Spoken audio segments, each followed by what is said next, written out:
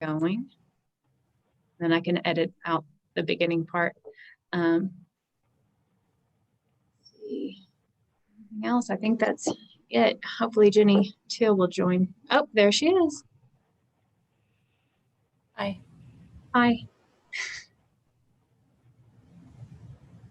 Shelley, you have a special effect in the background. Is that on purpose? Yeah, I just blurred my mess. Okay. It doesn't like, you know how if you're on virtual, it kind of does like halos and weird stuff. Yes. It's not so bad on the blur. And so yeah, no, you can't see my mess. Yeah. Well, I like it. I was just like, that's pretty cool, but I don't know what that is. It's a choice. If you go to the virtual background, it's a choice. Oh, really? Yeah. Mm-hmm. Try it. Let's see if you can make it work. Let's see. Yeah. So Dana, if I can make it work, you can make it work. I don't know how to get. See, I don't have any under my backgrounds. I don't have any choices. And I've even tried to download the special effects package. I don't know. I mean, it doesn't matter. Choose virtual background. Yeah, there you go. Put yourself in Hawaii or something. Virtual background. Do I click on that? Yeah. And then choose one. Oh, I don't have, plus. I don't have any choices. It says I don't either on mine. It might be our account. I don't know. Yeah, I don't have one either on this one. My personal one I do, but see, it's cool because you can do like this. Okay, guys, It's 1 o'clock. I'm gonna hit start. Is everybody ready? Okay, we have to grow up now. Yeah. Okay.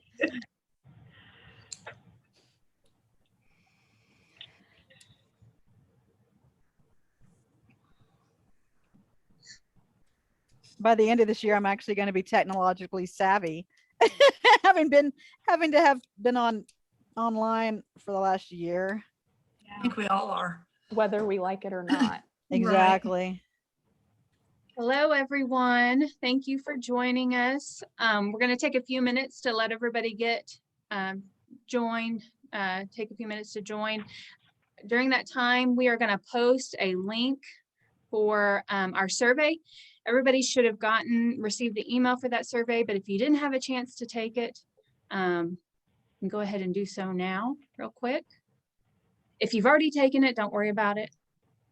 We just wanted to put it out there one more time.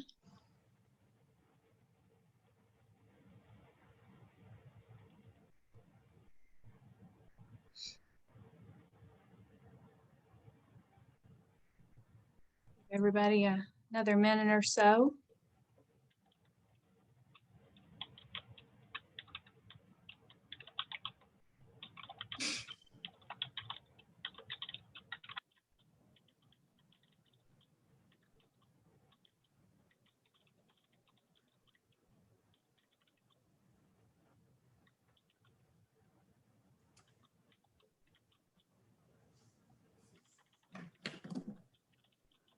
I'll go ahead and post this as well. I know some of you might be watching as a group.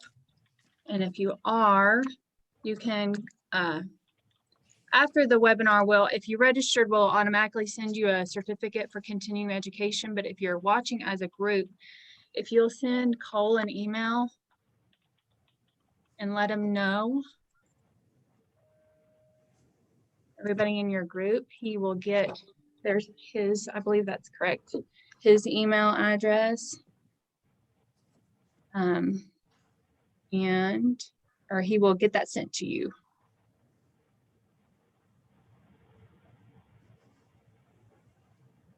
Okay, I think we're ready. Is everybody ready to get started? We've got, I haven't seen any more join.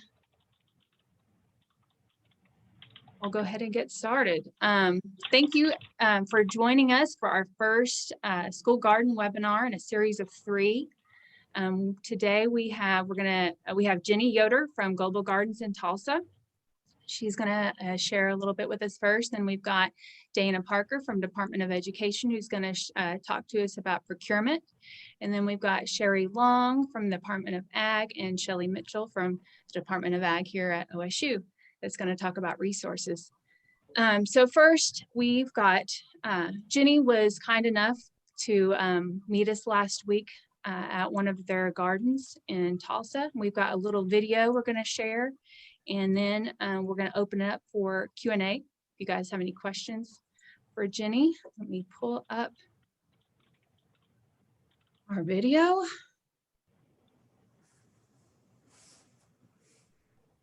Oh.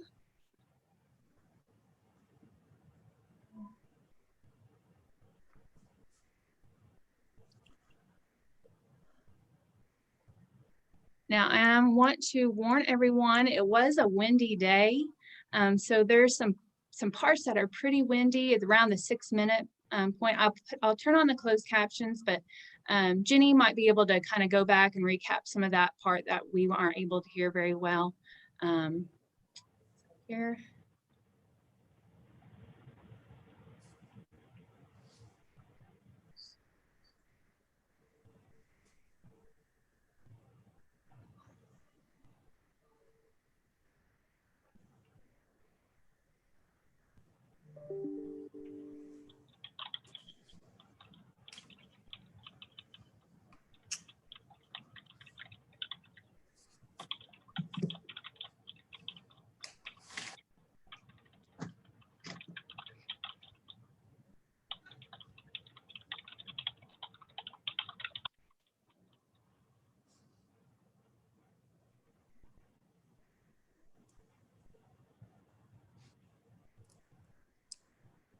Cass, you might have to restart the video. There's no sound coming through.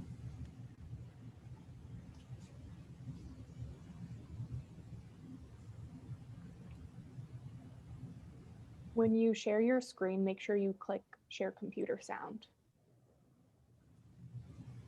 And you're muted.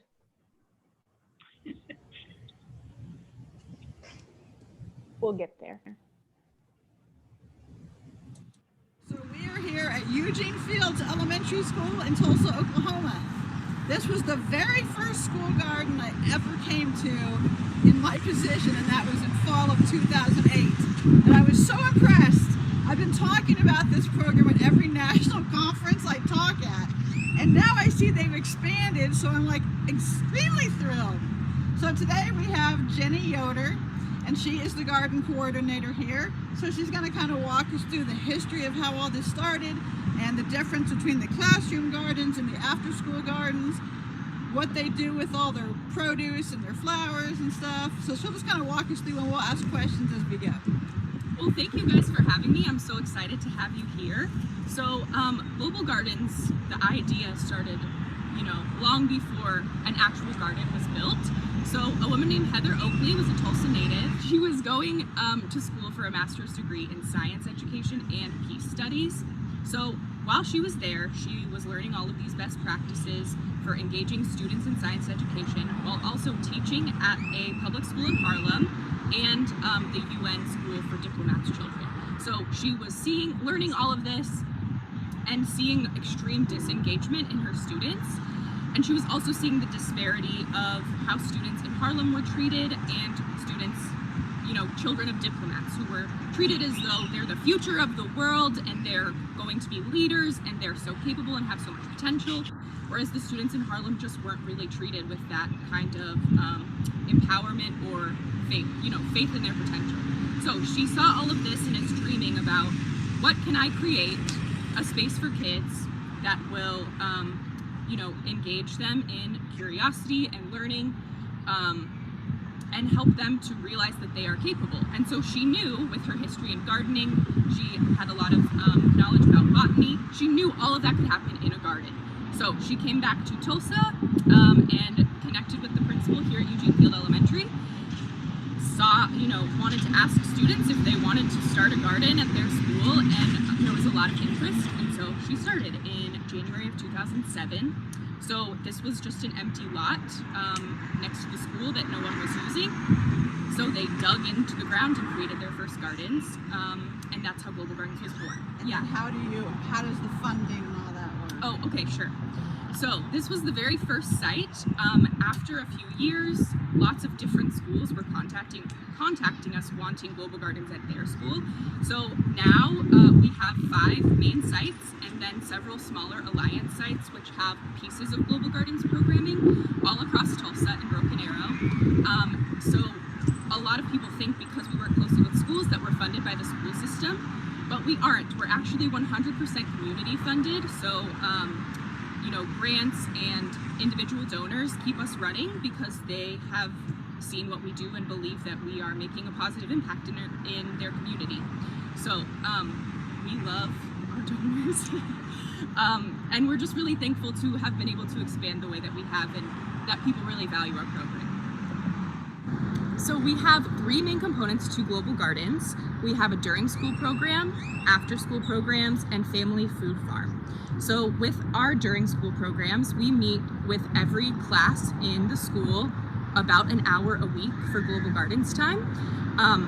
Each class gets their own garden space where they're making all of the decisions as a class. So they are choosing what to plant, what they want to do with what they plant. We also emphasize garden theming, where they actually choose a theme for their garden and then create art or different things and even choose plants that represent that theme. And then we make sure to have a seed to plate experience with every student, typically once a semester. So that means we are planting the seed, caring for the plant, harvesting as a class, and then preparing something from that harvest as a class and eating it together. So we emphasize science education. So our goal is to support science standards for teachers during that time, while also focusing on garden science, increasing curiosity and engagement in learning, teamwork, and then of course the nutritional experience of tasting a new vegetable. So we eat lots of wild foods in Global Gardens that a lot of kids have never seen or heard of, like radishes, kale, kohlrabi, Swiss chard, things where they might be a little bit nervous, but very, very frequently, if kids can work up the bravery to taste things, they're shocked at how good it is or how not terrible it is, and oftentimes are wanting seconds and thirds. So we love giving kids an opportunity to taste new foods and healthy foods in a really positive context where it's exciting, they've been involved the whole time, and we find that they're not only willing but excited to taste new things. So frequently when we're trying new foods, kids are excited to go home and try to make the recipe with their families. A lot of students in the area live in apartments where there isn't a lot of green space or, you know, gardens around, but they'll maybe grow something on their balcony or in the neighborhood. If they live in a house, a lot of kids do garden. So it's exciting to expose them to new plants and maybe they'll get excited to do that at home. So over here, we have our after-school gardens. With our after-school program, it's a smaller group of students. In a typical year, it's 2 groups of 20 students. They meet 4 hours a week after school, and the emphasis here is peace education and student empowerment. So we know that our students are powerful change agents for their communities, not only for when they grow up and become adults, but even now as children. We know they have so much to offer the world and their communities, and so part of the after-school program is helping them to see that. And in a garden, we know there's all kinds of challenges. There can be disappointments, failures, there's lots of experimenting, there's things out of your control that you need to adapt to. There's things always changing, and so we know that the traits of a good gardener are really life skills that you need to be successful in life. So Heather knew that that the garden was a perfect place to learn those things, and even to learn peace and balance, harmonizing, everything kind of working together and playing a part, just like we are as people in any community we're in. So in after-school program, students earn their own garden plot, and we work together to decide what kinds of things are needed to earn your garden. So things like participating when we're sharing as a group, taking care of supplies and tools, helping others in the program, and these are things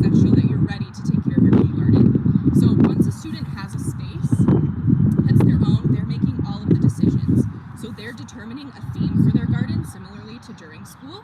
But because we have so much time and freedom in after school, kids can build things, they can create wooden signs or paint bricks or bring things from home, design something new, and really make the space their own and something that reflects them as a person. They're also choosing everything they plant, they are taking care of their garden, and then when they harvest it, they can do whatever they want with it. So we encourage students to take home their harvest to share with their families, but we also do a lot of cooking in after school program. So, you know, between once every 2 weeks, we are cooking together, typically something that the students are interested in making or tasting. Like I said, we cook together. Students are learning knife safety and kitchen safety. They're learning how to read a recipe. They're learning kind of about different spices and different cultures and different cuisines. And we kind of bring this all together to eat from the garden. While the school year ends in May, Global Gardens actually is a year-round program. So in the summertime, we meet with students for even longer. It's typically 16 hours a week. So that's some really intensive Global Gardens time. We can take field trips to farms and do lots and lots of cooking, lots and lots of gardening. And everybody knows the best time to garden in Oklahoma is the summer. So there's lots of harvesting and taking lots of food home, which is awesome. So the third element of Global Gardens is Family Food Farm. And Family Food Farm was started because we were making all this progress with students and healthy eating and peace and learning about science, and then realized that we could include the whole family and make a much bigger impact. So, you know, kids aren't always given a choice what they eat for dinner, and so, but parents are. So we have families come to the garden once a week. They have their own family garden space where they're making all of the decisions again, and then each week we share a plant-based meal together.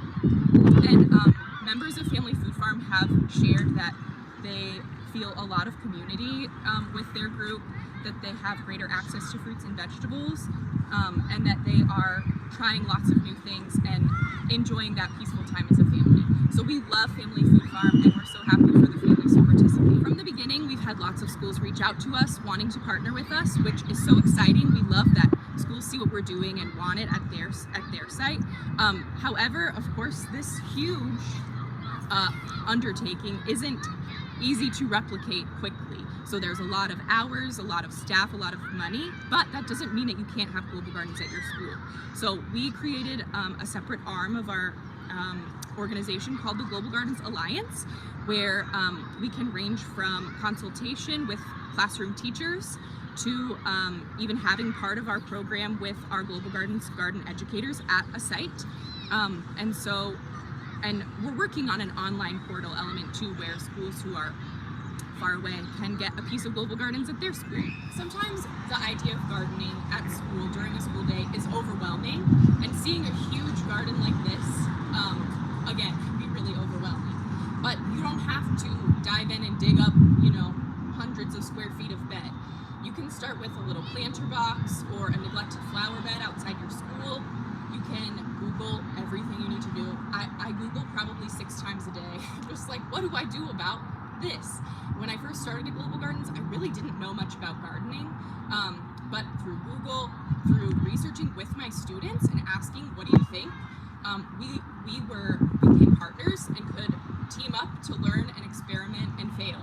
So, you know, the garden is a wonderful place to learn about science, and scientists try things that they think might not work, and they fail a lot, and that's not a bad thing. That's how you learn. So we treat everything here at Global Gardens as an experiment. I'm not necessarily the teacher. I am a global gardener, and we're here to learn and try and see what happens. And more times than not, if you do a little bit of research, you'll be more successful than you expect. So, you know, search some super drought-tolerant plants that don't need a ton of babying, like kale or radishes or, you know, other stuff that grows really fast in the spring.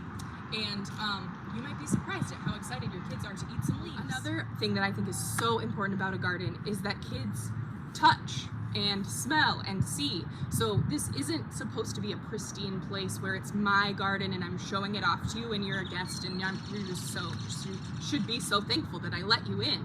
this is their space. And so if they want to grab some mint and eat it, that's awesome. Make sure that it's something edible first. But but yeah, I want them digging in the dirt. I want them picking up a bug. I want them touching things and thinking about textures, and I want them to smell stuff.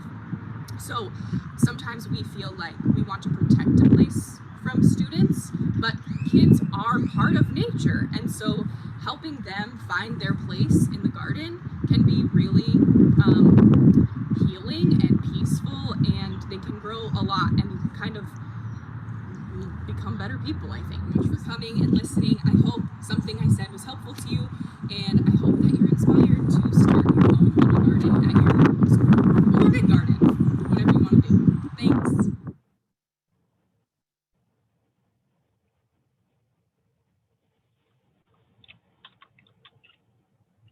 Okay.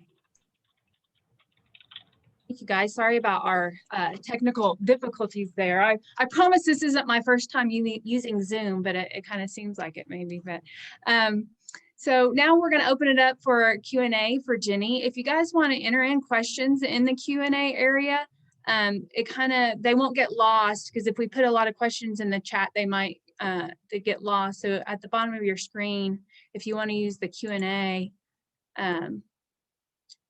and ask any questions you might have. Or Jenny, I don't know if you want to start off by. Yeah, I can share a little bit while people are typing questions. Okay. So first of all, thank you guys for listening that whole time. I learned that my verbal tick is saying but thank you guys for real for listening to that.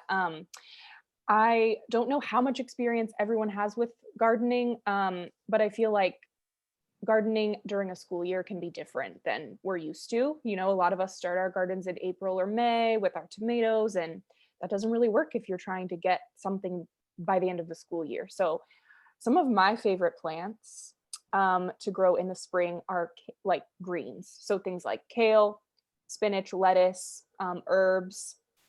Those are things you can cut and come again. So just cut some leaves whenever you want them, or just eat them straight from the garden, and then they'll grow new leaves. I also love radishes and peas in the spring. They grow pretty quickly. They're early to plant. And really, I don't really like radishes straight out of the garden. I know some people like raw radishes, but peas are delicious from the garden. I can keep going, but I don't want to use all of our time if people have questions. What was the biggest source of fundraising? Where to go for your garden? Yeah, so Shelly, that is the correct answer. Currently, it's primarily grants and community donations. In the very beginning, our founder she basically just went to community members and asked for money. So people loved the idea of supporting a food desert, because Eugene Field, I think I mentioned that in the video, is in a food desert with programming like this. And so people were excited to support it. In the beginning, all the staff were volunteers as well. So now, of course, we pay staff, but in the very beginning, it was a volunteer basis.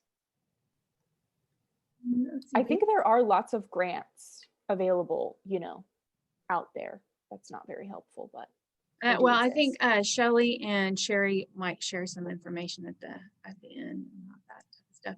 So somebody asked if you've ever started a garden at a middle school. Yeah, so we actually we did kind of out of necessity. We have one of our elementary school sites. Students were graduating 5th grade and going to the middle school, and kept coming back to the elementary school program after school as 6th graders. And this was happening enough that it was kind of throwing off the dynamic of program, having so many older kids. And so the Global Gardens teacher was like, guys, we need to start you a middle school program. So yeah, there in Tulsa, with the Union 6th and 7th grade center, there's a garden program. And I feel like middle schoolers are a wonderful age for gardening. They have lots of their own ideas, longer attention spans. They are more physically capable of doing hard work in the garden, and can take in a lot of information. and also tend to be craving community and belonging, which I feel like most people can find in a garden space. That's a great question. Thank you. Hey, does anybody else have any questions for Jenny? I have another comment just about starting smaller. So I mentioned containers or like a neglected space if you have a random garden or a flower bed that's not being used.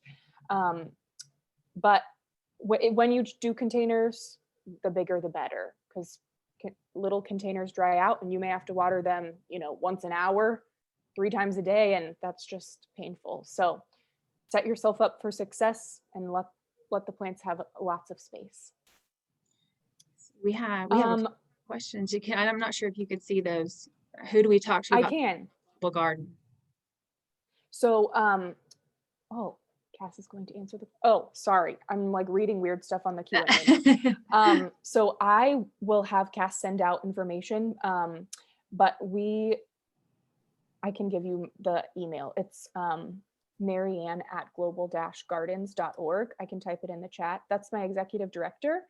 And for Alliance sites, we unfortunately can only have like consultation or in-person stuff in the Tulsa and surrounding areas just because of travel, but for the online portal, we have our pilot that is happening right now, our first round of access to the online portal, and there will be another round. So you could join that potentially, and you can email Marianne for information about that. So I'll type that in the chat really quickly and have Cass send it out afterwards too. I think we probably have time for one more, because I know that you're going to have to hop off pretty soon, but I thought this was a good question. What was the biggest hurdle that you've overcome? I have only been in Global Gardens for about 4 years. So I don't know, from the very beginning. Personally, I think student consistency sometimes is difficult when you're working with children with lots of options after school. Sometimes a new club will start, they want to hop over there, or they, different fun, exciting things come up. And so sometimes they forget that their garden needs them every time, every day. But that's why we have adults who are there to support the garden as well. And to remind them, why they wanted to join in the first place. And typically they come back before long. So. Well, thank you so much. I think we could probably take the whole hour and talk about this, but we've got other panelists that are going to share, but we appreciate you joining us. And I'll send this email address out to everyone as well. And then I'll send the link to the video to everyone after the webinar. But thanks, Jenny, for sharing. Yeah, thank you guys for listening and for your questions. So now we're going to move to Dana Parker. She's going to share a little bit about procurement for Wynn School Gardens. Yes, thanks, Cass. Thanks, Jen. That was a really, really good presentation. We appreciate it. But I'm going to come at this with a little different view, because my talking about procurement would not have anything to do with a school garden that Jen has put in. Our viewpoint from procurement standpoint would be if you were going to implement a school garden using your child nutrition funds from the child nutrition program. So I'm just going to give you a little background on why procurement's important and some ways to utilize your child nutrition funds to actually help you put in a school garden. So let's take a look. So why are procurement rules important? Well, procurement rules are important because we need to ensure that those program benefits, those monies and your tax dollars are being spent in eligible schools and are being spent on the children that they're intended for. Also, because they need to be used effectively and efficiently without wasting money or energy. And what's the definition of procurement? Well, procurement is just basically buying or procuring what your goods and services that you're going to be using in your program or in your garden. So what is procurement? Procurement's actually a basic 5-step process. The first thing you're going to do is figure out what you're going to purchase, what the plan is. So if we're talking about our school garden, what plants are we going to be purchasing? Are we going to be purchasing things to build the raised beds that we saw there in the video? You need a description of those products or services that you're going to be purchasing. And depending on your method of procurement, you have to advertise. You have to let vendors know what the products are you're going to be purchasing. You have to award the contract or let the vendor know who got the bid, so to speak, or who's going to be selling you the products. And last but not least is managing that contract. You need to follow up and ensure that the contract that was signed or provided is being followed.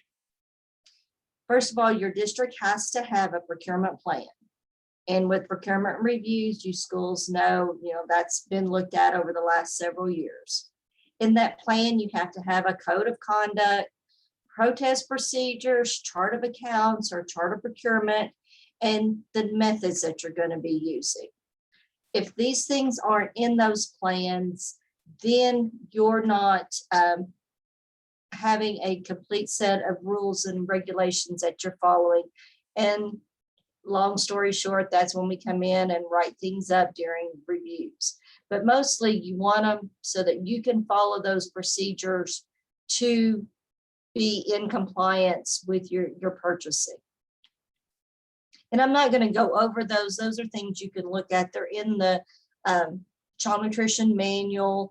And if you've been through a review, you should have some ideas of those. If not, you can get a hold of us here at the State Department and we can get you more information on a procurement plan.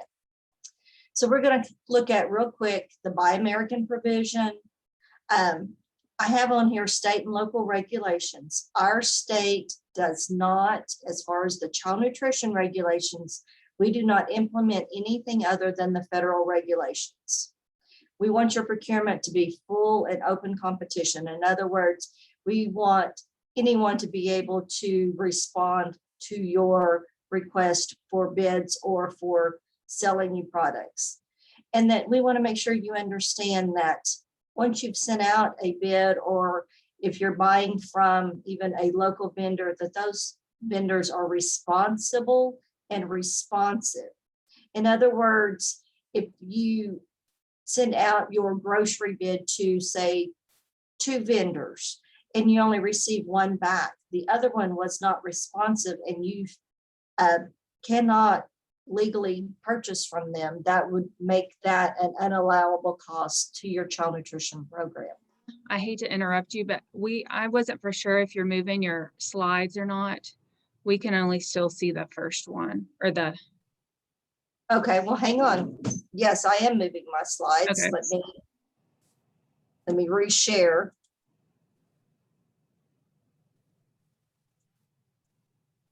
Okay, like Cass said, this is not my first time to do it. Now it's not even allowing me to get.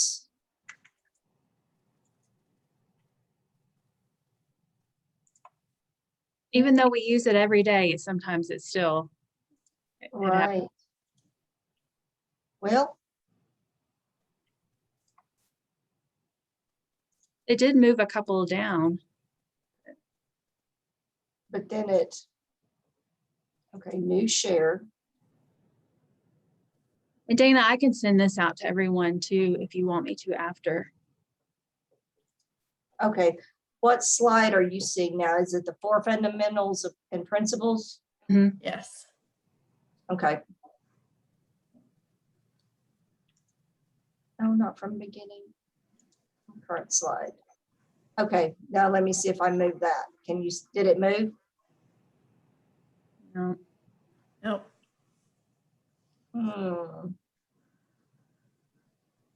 Well, okay, well, let me just go through it and try screen.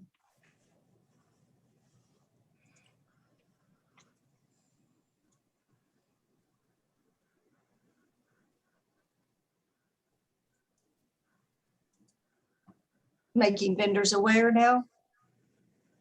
Still on that one, 4 fundamental principles. Okay, it's not letting me do a new screen share for some reason.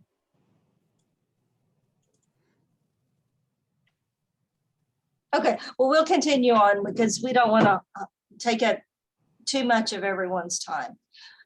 In procuring for your local, we want to make those vendors aware about the Buy American provision. Buy American provision basically says that schools are required to purchase domestically grown or in processed foods to the maximum extent practical. If you're buying for your school garden, that's going to, it's foods that are ready to eat. So if you're buying plants and things, if you lived, in a state that was close to the border, then yes, you would probably want to buy American seeds. But as far as the Buy American provision, that actually is only on agricultural commodities that are produced in the United States. And it means at least 51% of that canned product or product does obtain agricultural commodities grown in the United States or processed in the United States. You want to let your vendor know that you want American-made products, American-grown products in your procurement plan and also in those solicitations. And we're going to talk about that just a little bit here. Your federal and state and local policies. Like I said, you have to have a procurement plan. USDA is the one that sets all of our procurement regulations. However, your local district may set a stricter policy on some of your procurement. They may make a policy that says you have to do formal bids for anything over a certain amount. The federal threshold for what we call formal bids is set at 250,000, but a school district might set that at a lower rate so that you have to do formal bidding on anything over a certain amount. When we talked about full and open competition, we want to ensure that anything you're sending out is possibly going to anyone who would want to bid on what you're procuring, what you're planning to buy. We want to make sure those potential contractors don't have an unfair advantage, such as writing your bid specs, that you're not requiring excessive bonding for that company. You're not specifying a brand name. And we see that a lot when we do procurement reviews, that in your specifications, you may have listed Tyson chicken nuggets. I want a Tyson chicken nugget number 1, 2, 3, 4.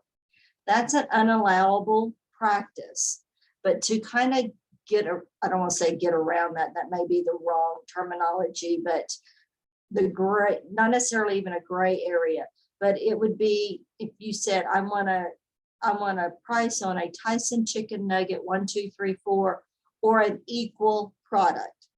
That way, if another company did not carry that Tyson chicken nugget, they could bid you what they thought was an equal to that Tyson chicken nugget. And we do see that, and we don't want arbitrary actions in your procurement process. It might be that you were purchasing for your garden and you think, well, I'm just gonna maybe only purchase from the feed store down the street. That might be an unallowable purchase. I mentioned our procurement methods. There are basically 2 procurement methods, formal and informal.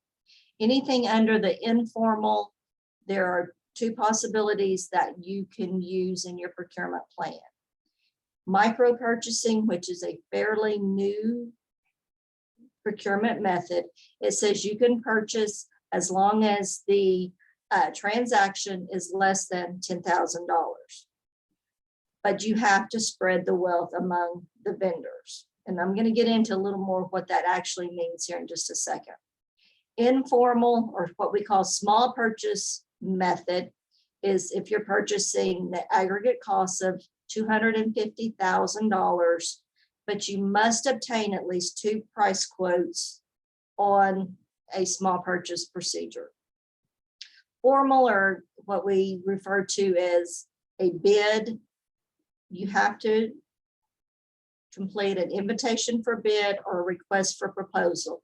And what that means is that's just more formal. You're going to get more formal pricing back. You're going to have those specifications for sure in writing to those vendors. Let's kind of look at those just a little bit. Micro purchasing, which you can find at the regulation is 2 CFR 200.320 is where we kind of start talking about the methods of procurement. Let's talk about micro purchasing first. Micro purchasing threshold is $10,000 or less. It says you do not have to solicit for competitive price quotes. It's almost what we used to call an emergency purchasing, but this opens it up where it's a little more flexible. This is really where if you were going to start a school garden with your child nutrition funds, and we're going to get into what's allowable and not allowable cost here in just a minute. You have to distribute those funds equitably among qualified suppliers. In other words, if you were going to, let's kind of just switch it to farm to school for just a minute.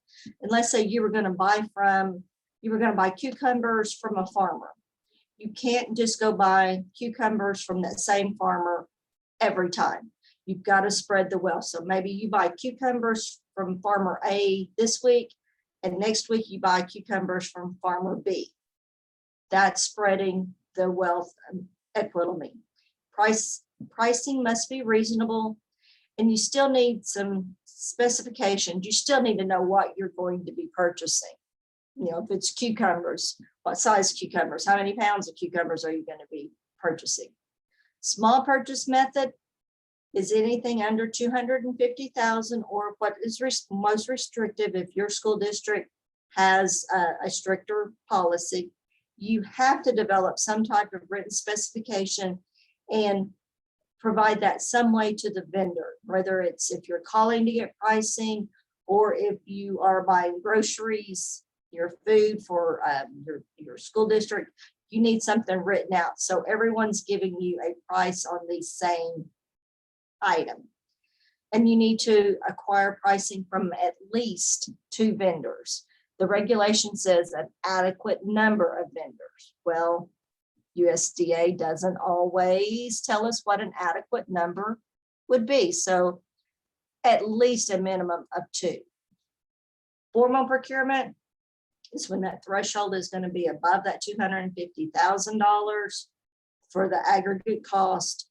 Here is where schools seem to run into issues. If you're going to do a formal bid, you have to follow all the procedures in formal. You have to develop your solicitation. You have to decide if you're going to do an invitation for bid or a request for proposal. These have to be advertised publicly. They have to be advertised in a like manner of how you do your other formal bids.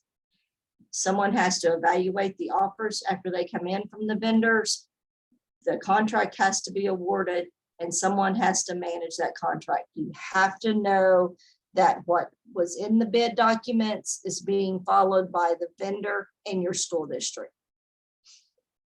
So when we look at opportunities to target local, how we're going to maybe use some of our funds for local gardening or even farm to school, you have to remember your district is in control. The vendor is not in control. And you cannot use the term, I want to buy local, I want to buy only apples that are locally grown. That's not allowed in your solicitation, but you can use some type of language in that solicitation to let the vendor know, you know, what you're looking for. So if you were going to do a bid and you wanted to really buy something locally, let's say you wanted apples from a farmer down the street. So you may write your solicitation. I want to be able to have these apples picked and delivered to my school within 24 hours. Well, you didn't say in there, I want them to be grown locally. You said you set some parameters around the vendors who could only be able to provide that. Just kind of a personal story. I sort of did this in my bid because I wanted the milk company to deliver. And so I wrote in my specifications, I wanted to be able to have the milk delivered so many days a week. I wanted the milk to be put into my milk box and rotated by the vendor. Well, I knew that my food company did not do that. That, you know, you could only get that service basically done by the milk companies. So I didn't make it too restrictive for the other companies. If they came in and had said, okay, you know, we'll have our delivery guy come in and rotate your milk, then they might have qualified for that service. But you write it in such a way to make it how you want it to be completed. And you have to, you know, just look at your priorities. Look at what you're soliciting. Look at how, you know, what local products you want to come in. Now, when we're talking about our local school gardens, if you're going to utilize your money out of your child nutrition program to build a school garden, produce a school garden, there are some regulations. There is a memo, it's called SP 06-2015. It allows you to use your National School Lunch Funds in the garden, but those gardens have to be used in conjunction with your cafeteria. You could not spend money with Jen's garden and those products be going home and those products be used in the after school. But if you were going to, you know, get maybe even one class to grow a garden, and you were going to use that garden, that produce from that garden to feed that class and use it as part of your National School Lunch, School Breakfast program, that is allowable. It has to be to the improvement of your school meal program or the operation of your school meal program. So let's say you're wanting to spend some money and you are in the process of planting the garden and you need some equipment. So maybe you're going to work on some hoop houses. That would be an allowable child nutrition cost. However, you have to keep in mind anything over $5,000 that's not on our approved vendor or our approved equipment list, you would need to get SDE approval, but that would be an allowable cost. Maybe a tractor. Maybe you're going to plant a really big garden and you're going to purchase a tractor with those funds from child nutrition. That would be an allowable cost, but you would need to gain permission to do that. Some other examples of some, things that would not need SDE approval that would be allowable CN expenditures, seeds for your garden. If you were buying fertilizer, water cans, I noticed Jen had some water buckets and things that they were utilizing. Rakes, hose, maybe the wood to buy the raised beds. Those would all be allowable costs to your child nutrition program. You just need to remember that the cost must be reasonable and necessary for the operation of that CN program. And I know you guys aren't seeing my slide, but remember, building a structure, building a building, or purchasing land are not allowable costs in your child nutrition program. That doesn't matter. Garden program, farm to school, or just period. child nutrition revenues may not be used to purchase land or to build buildings. Now, remember your fresh fruit and vegetable program, that might be someplace you want to look at buying things for the garden to use in the fresh fruit and vegetable program, not the DOD fruit and vegetable program. If you are receiving the fresh fruit and vegetable grant program, that is an opportunity to, utilize some fresh things out of the garden. Just some ideas there if you want. Now, in kind of conclusion, what I'd like to say is in a procurement process, probably the most important thing is to document what you're doing. Always remember to document if you're growing a school garden and you're getting some items out of that garden to utilize in your child nutrition, you need to document that.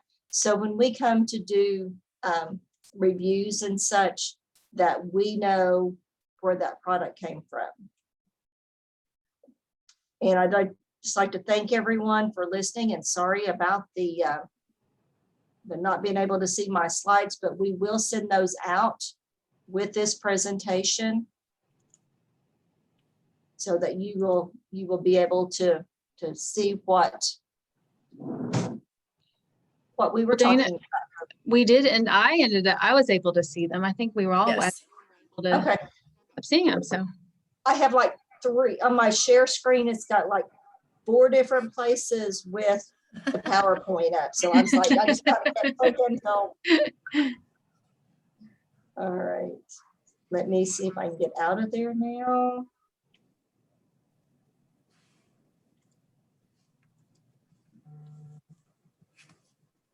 All right, so my screen should be off. we had one question, if you want to answer a question real quick. Sure. Can you do informal purchasing even if your purchase amount falls under $10,000?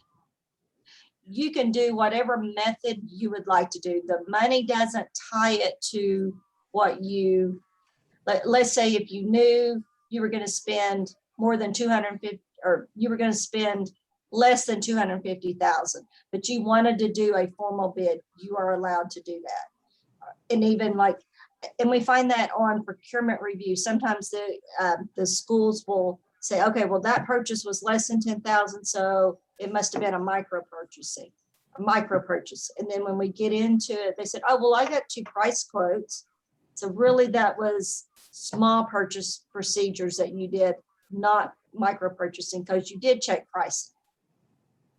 I hope that made sense. Okay. I don't think I have any other questions. Thank you so much, Dana, for sharing. Thank you, guys. And I love the school gardens. I was gung-ho when school gardens first came out, and Chris Kirby was our Sherry Long, and we were all gung-ho. But it's hard to grow things in Oklahoma during the school year. Okay, now we have Sherry Long, who is the Farm to School Coordinator with the Department of Agriculture, and Shelley Mitchell, Dr. Shelley Mitchell from here at OSU, who are going to share some resources. I don't know who wants to go first. We didn't talk about that, but whoever wants I'll to go. go first. I'll go first because mine's not going to take as long. Okay. So Cass is going to send you guys a packet of resources that I have sent to her, and it's got all kinds of resources for where you can get tools, where you can get curriculum, different activity ideas, where you can get more ideas. And there's also some grants and stuff listed, but that's just a static document that gets updated a few times a year. If you want to be in on the latest grants, because I'm the youth school horticulture specialist for the state, so I keep up on the latest grants, the latest trainings. So if you want to keep up on all of that, I post everything on my Facebook page, which is the Oklahoma School Garden Network. And if you want to follow that, I post like really cool videos of people harvesting celery, or really cool flowers, or trainings for teachers that have to do with gardening or other environmental related things. So, or you can also just email me. So I'm sending you resources. You can email me, and there's a Facebook group to follow. So I'll let Sherry take it from here. Okay.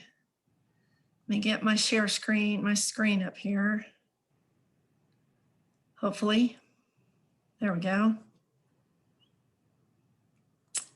Can everybody see that? I hope. Yes. I'm going to talk a little bit about some resources that we have available with Farm to School, and I'm excited about these. I'm going to talk a little bit, and then I'm going to take you to the website where these are.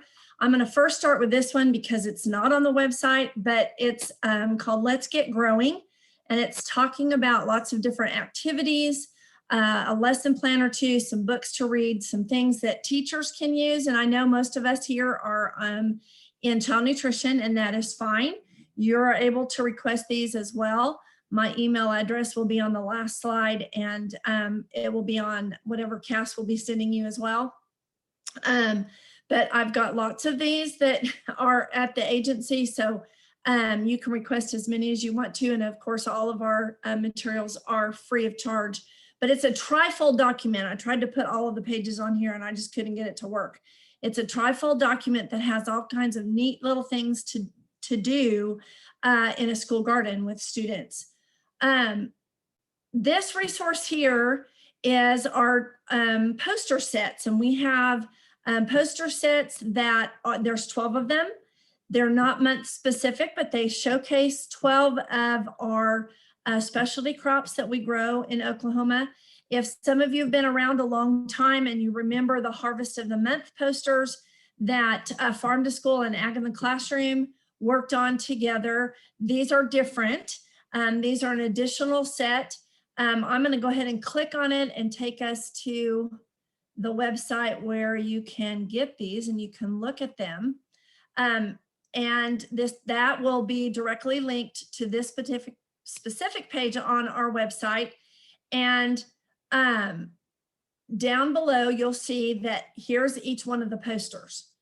So the posters, they're a pretty good sized poster that looks great laminated, lots of information on there.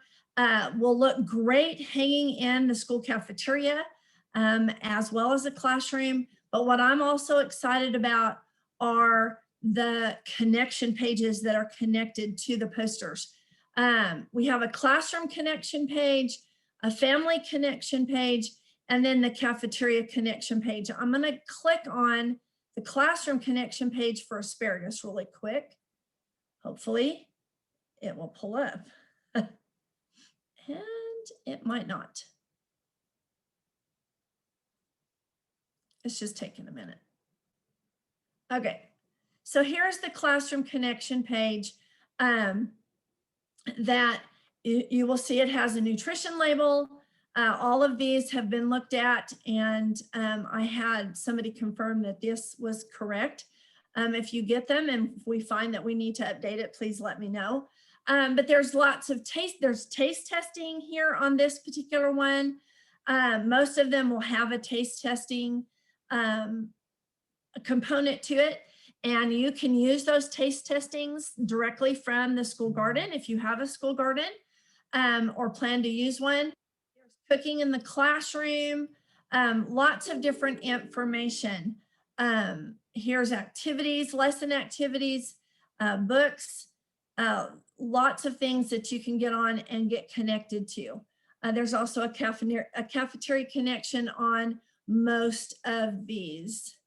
Let me see if I can, okay, here we go. And then here's the cafeteria connection page itself. And on the cafeteria connection page, we have a recipe that is cafeteria sized recipes. It's taken a minute to download, but there you go. Cheesy garlic roasted asparagus. And it has I think everything was enough to serve, I think 50. There you go, down in the corner. Every one of them serves 50. So if you get these, I want you to share these. You can get on our website. You can you can download the posters if you want to, but you can also request. And on here, on this page, it says request poster sets here. And I get sent that to my email directly. The poster sets are free. You just need to tell me how many you need and where to send them. And we would be glad to share those with you. The next resource, a couple of resources that I have, this is the Oklahoma Handbook for Farm to School. If you're not participating in Farm to School, let me preface what I just said with every school in Oklahoma is a Farm to School school, because all their schools in Oklahoma serve Oklahoma milk.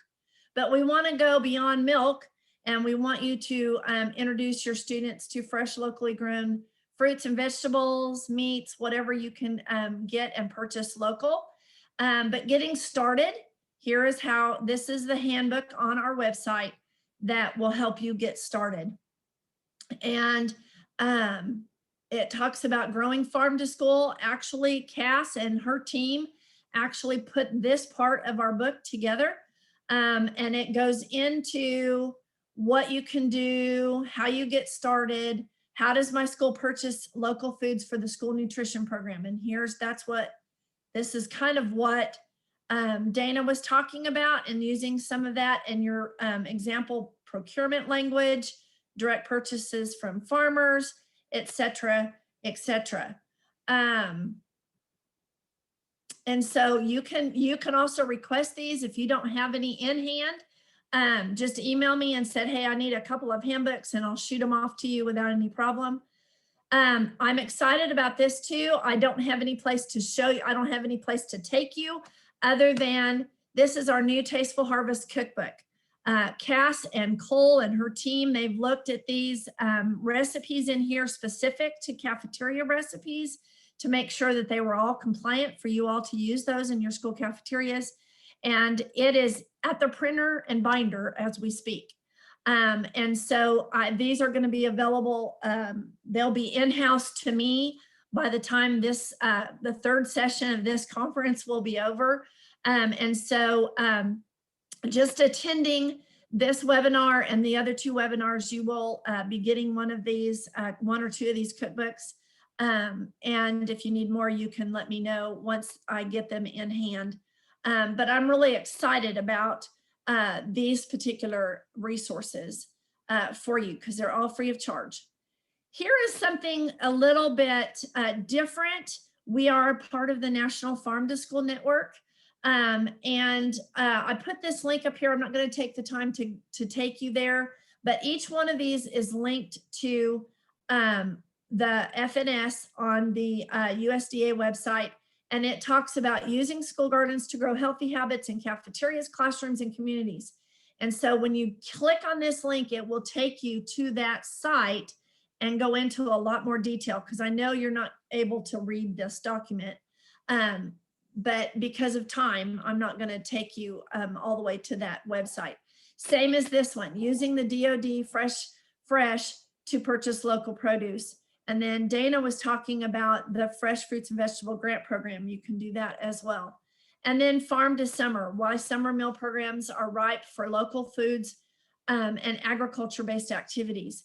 And so that would take you to that website as well. So I have 3 links there. So all you have to do is click on the document and it will take you to that website to give you more information.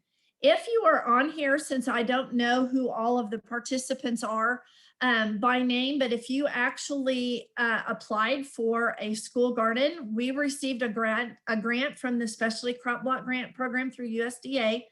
And we are in the process of going through the grant applications. The grant application ended March 1st, but if you are one of the ones that applied, we are still working on it.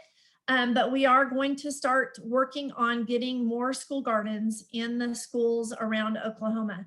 So if you did not apply this time, just keep your ears peeled, because I'm hoping that I can come up with, find some, locate it from somewhere, getting some funding to do more. But you heard from Dr. Shelley Mitchell earlier. She is going to be working with me as well as Ag in the Classroom to do training and working with you as child nutrition and the teachers, a school garden coordinator at each site, so that we can get some of the things from a school garden into the cafeterias for either taste testing or on your salad bar, or just even with just one small group of children there. But this is my contact information, really simple, my email address. You have any questions, any if you want anything, you don't want to go through the Facebook the website, just contact me directly and say, hey, I need 10 poster sets, or I need 6 poster sets. But I would love to have all of these posters out in all of the schools across Oklahoma to get our kids excited about fresh fruits and vegetables, about school gardens, and how they can get involved with all that. So if you just let us know, we would appreciate it. Cass, I don't know. I know time-wise we're needing to finish up, so. Yeah, I think we are a little over an hour now. But does anybody have any questions before we sign off? I want to thank everybody for joining us, and hopefully you'll join us next week. At the same time, we'll have Dr. Hildebrand will be we'll have a panel discussion with 2 of our school garden champions here in the state. And then after that, Chef Bill is going to be doing a cooking demo. So we hope that you guys will join us again for that. Let's see if anybody, no, I don't see any questions. And just a reminder, tomorrow I'll get an email put together and send it out tomorrow morning with all the resources that were mentioned here, and then everybody's contact information. And then that way, if you have any questions for anybody specifically, you can send it to them. But I think that's it for today.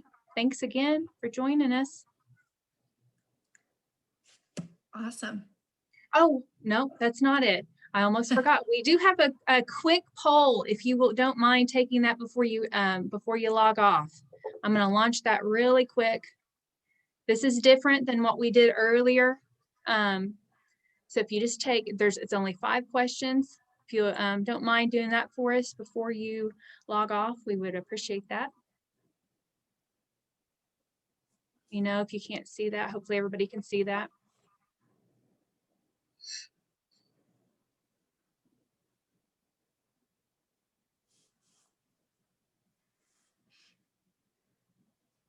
Mentioned what we're doing next week. The following week, Dr. Shelley Mitchell will be presenting.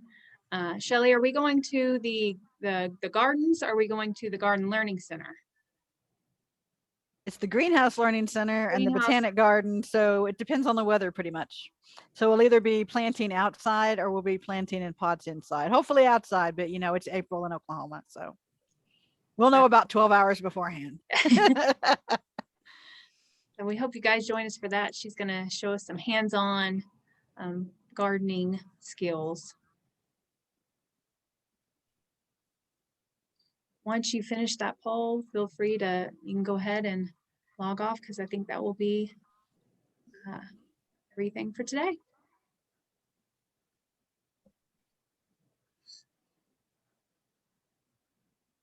I've gotten a couple of orders for poster sets already. Yay. It's great. Hey. They are very nice posters. You guys did a great job. Thank you, everyone. See you next week. All right. All right. See you later. Thanks. Bye. Bye. Bye. I'll hang on a little bit longer just for anybody who hasn't finished up the poll. A few more minutes.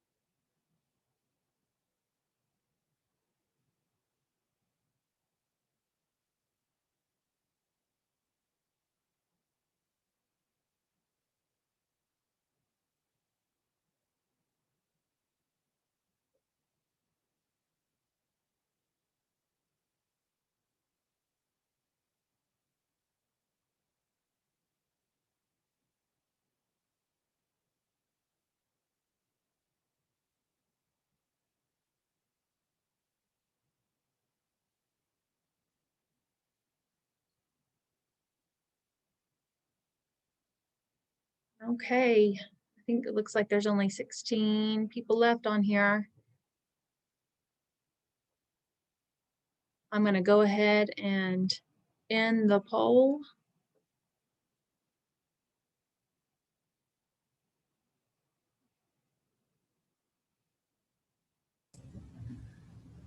They might be people, Cass, that maybe have turned the webinar on in the background and haven't realized that it's over. Okay, well, if there's anybody still on here, I'm going to end the webinar now. So thanks for joining us and hope to see you next week.